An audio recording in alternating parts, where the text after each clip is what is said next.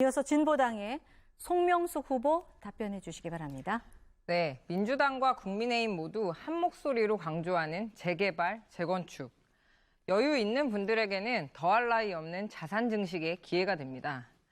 그런데 딱 집 한 채 가지고 있는 원주민도 쫓겨나는 판에 전월세 살던 세입자는 어떻게 되겠습니까? 정치권은 솔직해져야 합니다. 집 있는 분과 없는 분 모두를 만족시키는 주거정책 불가능합니다. 어느 편에 설지 분명하게 말해야 합니다. 저는 집 있는 분들 집값 올려서 부자 되게 하는 정책 단호히 반대합니다. 오직 집 없는 분들, 집 사기 위해서 영끌조차 못하는 분들을 위한 주거정책을 주장합니다.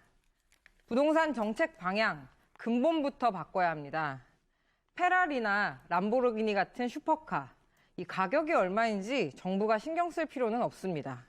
그러나 대중교통요금은 공공이 관리해야 합니다. 강남 아파트 한 채가 몇십억을 하든 몇억 원이 올랐든 아예 집 살 엄두조차 낼 수 없는 분들에게는 딴 세상 얘기일 뿐입니다.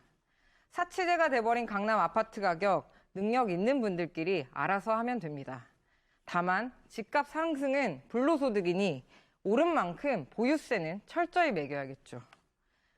1억도 마련할 수 없는 분들에게도 쾌적한 집에서 살 권리가 보장되는 것이 더 중요합니다. 이건 사치제가 아니라 필수제이기 때문에 시장에 맡겨선 안 됩니다. 주거에 대한 권리를 교육이나 건강보험처럼 보편적으로 보장하자는 게 진보당의 집사용권입니다. 최근에 부동산 세금 갚고 난리가 났습니다. 국민의힘이야 그렇다 치더라도 민주당조차 공시지가 상승률 속도 조절해야 한다고 하고 있습니다. 민주당과 국민의힘, 부동산 앞에서는 차이가 없습니다.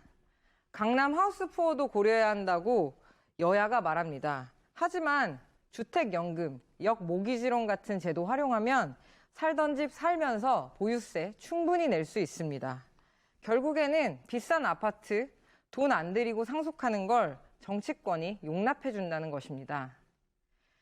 집값이 오르는 것, 집값이 상승하는 것은 개인의 노력이 아니라 개발에 따른 혜택을 우연히 입는다는 점에서 로또와 다를 게 없습니다. 로또 당첨되면 당연히 세금 내는 것처럼 집값 오르면 세금 내는 것 당연합니다. 거대 양당의 위선과 이중성, 신물나지 않으십니까? 말로만 서민을 외치면서 수십억, 수백억 부동산 자산을 가진 정치인들 심판해 주십시오. 서울 시민의 주거권 진보당에게 맡겨주십시오. 고맙습니다. 네, 이 주거 안정 대책에 대한 후보자들의 답변을